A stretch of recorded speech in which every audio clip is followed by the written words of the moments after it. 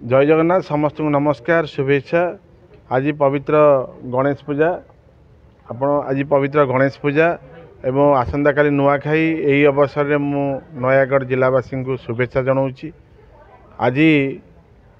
मुझे धन्यवाद देवी यशस्वी मुख्यमंत्री श्रीयुक्त मोहन चरण माझी को, विभागीय मंत्री उपमुख्यमंत्री श्रीयुक्त कनक वर्धन सिंह को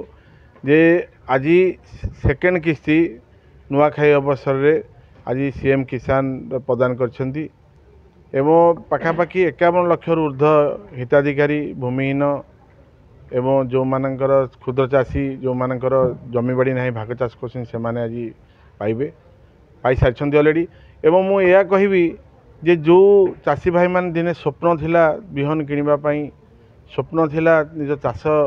रे केमती कोड़े पैसा नहीं खर्च करने आम सरकार आसला परे विभिन्न प्रकार सुभद्रा योजना ठारू आरंभ करिकी धान 3100 टंका क्विंटाल रे